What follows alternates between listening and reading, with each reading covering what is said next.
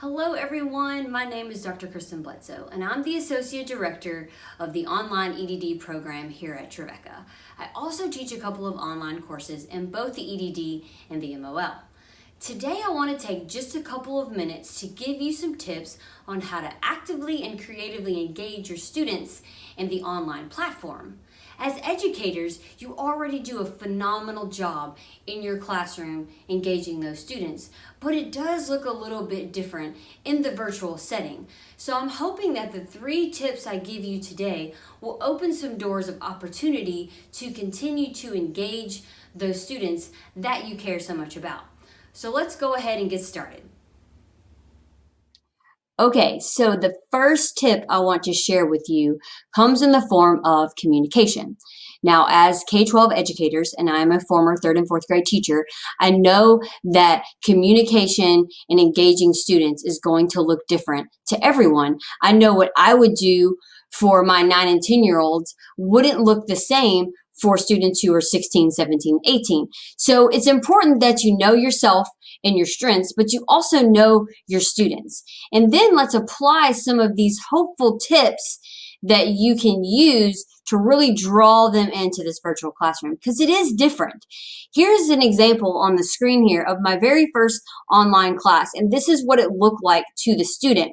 It's a lot of words on a page, and sometimes that's necessary, but there are times where you can take it to the next level, and for me, that comes in the form of images, graphics, what really draws the clientele's eyes to the screen, connects with the content. So this is just a picture of the books, but if you actually dive into week 1 here, where we're discussing the concepts of teamwork, I have taken a personal photo in hopes to draw on this conversation about teamwork and what we're talking about in class. So this is just a simple idea that you can easily add to your virtual classrooms.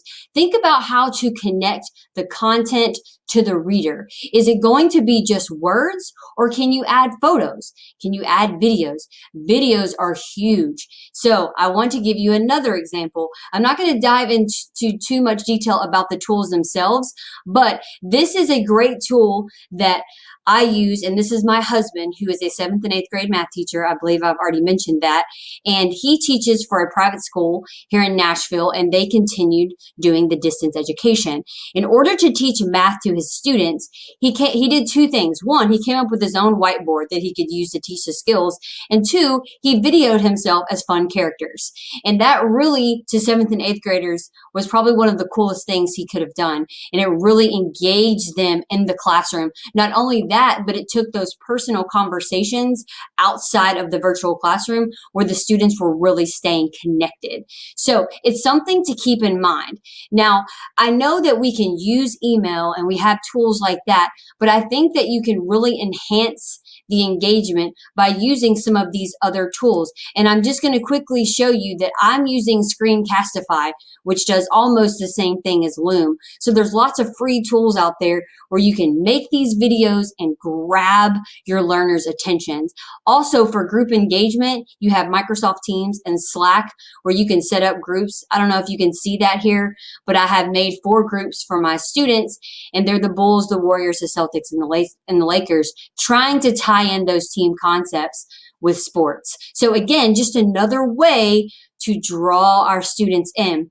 And then lastly, for this communication piece, if you do use email, find a way to spice it up a little bit. For me, I include links. Here's a link of me going over this email and the important information for this week's content. And then I also like to add supplemental information where I've tied in another book and another concept. Now, these are adult learners, but it still can apply to your students. It's that effort, it's that level of connection that you're willing to go. So yes, this is an email, but I've tried to make it where they can be engaged with videos as well as words, because everyone learns a little bit differently. So I'm hoping this tip really helps you, and I'm ready to share with you number 2. Okay, for tips number 2 and tip number 3, I want to tie it back to communication. I feel that in order to actively and creatively engage students in online learning, you have to find effective ways to communicate. It will look different for each of you, but think about your students. And for tip number 2, provide fun and creative learning opportunities.